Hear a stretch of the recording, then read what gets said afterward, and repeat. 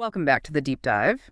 Today we're really getting into something fascinating, a concept that's, well, it's shaped history, individuals, and it still really impacts us today. We're talking about dominion, power, control, mastery, over others, yes, but maybe more importantly, over ourselves. And for this deep dive, our source material is this really captivating YouTube lecture. It's by Mayse Braga from the Consolador channel. It mixes history, spirituality, human nature in some pretty unique ways. Right. And our mission here really is to pull out the core ideas from that material. We want to understand, how does this dominion thing actually work? From empires rising and falling, right down to us as individuals. What's real self-mastery? We'll be looking at some surprising connections, historical, spiritual. It definitely challenges how you might normally think about power. Okay, so let's start with that external dominion idea.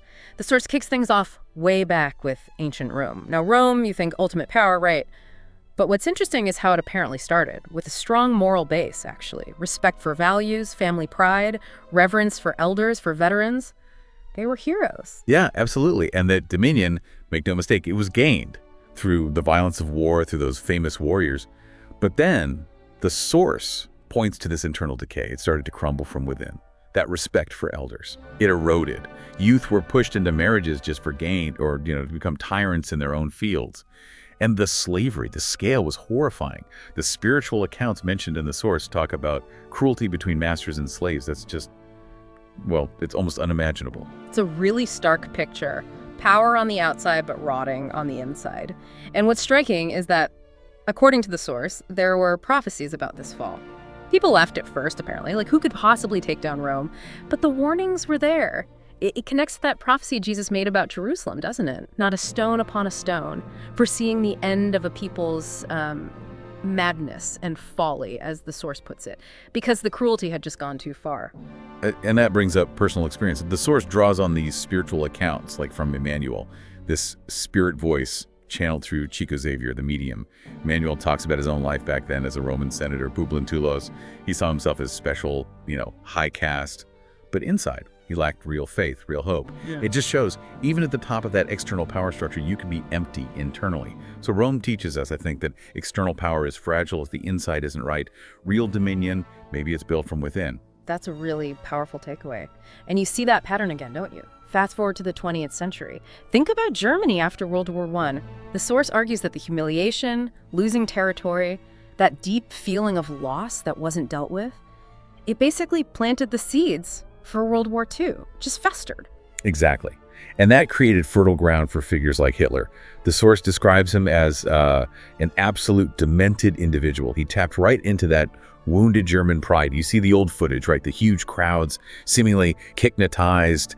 The spiritual perspective in the source talks about shadow forces, negative energies really taking hold when people collectively feel that dissatisfaction, that revolt. And it gets even darker. The spiritual accounts apparently describe Hitler's generals as cruelissimus, incredibly cruel individuals with deep karmic ties, connections going back to the Middle Ages, almost like they were meant to bring chaos. Wow. And it wasn't just the leaders, was it? The source suggests that at the start of WWII, the choice for war was really, quote, the option of the majority of humanity. It implies this collective energy pushing towards conflict, and it only stopped when, again quoting, it was necessary to stop. Yeah, grim end. The atomic bombs, Hiroshima, Nagasaki. But what's maybe surprising or ironic is the aftermath. Apparently, American remorse was so strong it led to massive aid for Japan, and then, time brings everything back, as the source says. Japan later gained technological dominance over the U.S. in some areas. It shows how things cycle, how even compassion born from horror can shift the power balance later on. Okay, so these big historical examples, they're powerful, but they seem to point us back inwards, right? Towards this idea that the real dominion, the important kind, is internal. And the source gives us Paul of Tarsus as a prime example of that internal journey. He started as Saul, proud, intellectual, a persecutor of Christians. Oh, absolutely. His transformation is, it's legendary. On the road to Damascus, Jesus appears, asks him, Saul, why do you persecute me? And boom, that need Saul felt to dominate others with his intellect, people he thought were beneath him. It just vanished. Paul emerged. But the work wasn't over. He still had that ingrained habit. So he spent 3 years in the desert, not just surviving, weaving carpets, but really fighting that internal need to dominate. And, the early disciples, Like Peter, they were deeply suspicious. It took time for them to accept him. It shows how hard that inner battle was. Then there's St. Francis of Assisi, another huge internal shift. Came from money, privilege, but seeing the horrors of the Crusades just shook him to his core. Right. His family literally thought he'd gone mad, demented, after he came back sick from the Crusades. But the source says, during an illness, maybe an out-of-body thing, Christ reminded him of his mission, to bring simplicity, brotherhood back to the church. And that famous scene, stripping naked in public, renouncing everything his family stood for, wealth, ambition, he started rebuilding a little ruined church, physically. Only later did he realize the message was about rebuilding the spiritual church. It's all about letting go of the external for the internal. Okay, now this next story from the source. It's really astonishing. It connects self-mastery and redemption in a pretty profound way. Joan of Arc. The source presents this spiritual account, suggesting Joan was the final earthly incarnation of the spirit previously known as Judas Iscariot. A massive transformation arc. It's a powerful idea. And think about the contrast. Joan, illiterate, but a warrior. Guided by these voices, these mediumistic connections, she leads the King of France to power. Then her trial. Accused of being perverse, a cardinal asks how the saints appeared to her. And her answer just floors them. So with all your faith, do you believe that God has nothing to cover them with? Total silence.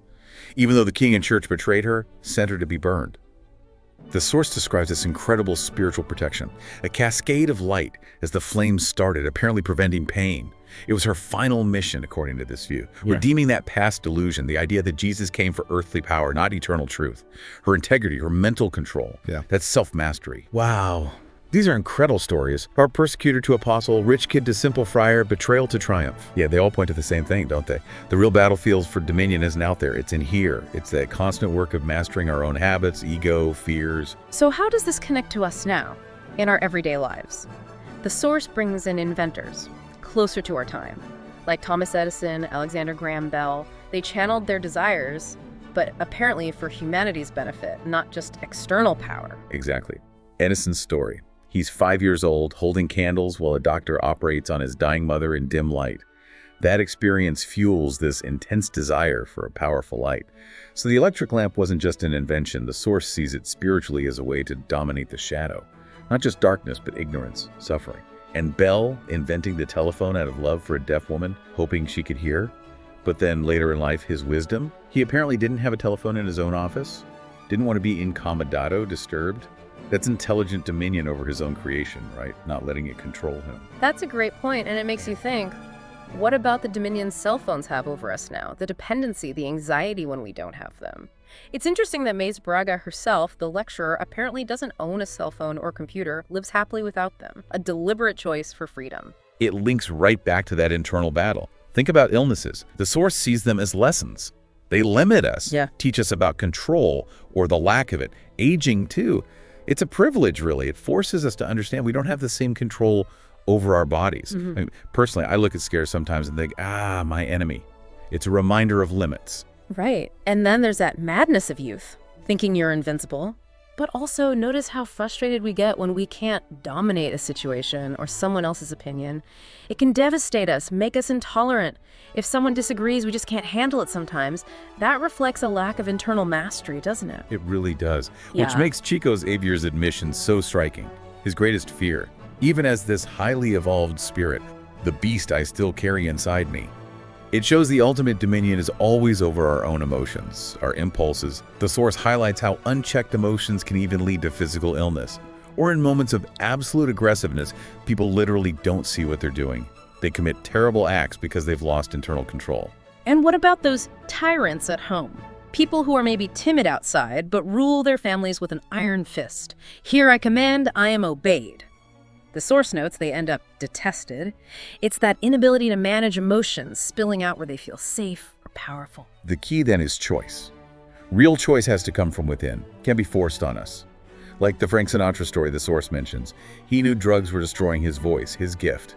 So he chose, locked himself in a motel for 60 days, screamed it out of his system. That's self-chosen dominion over addiction. He sang beautifully almost till the end. So, wrapping this all together, what's the core message for us, it seems to be? If something outside has power over you and it's bad, fight it. It's an adversary. But if that external thing is good, use it. It's a friend, something to help you grow, become happier. Absolutely.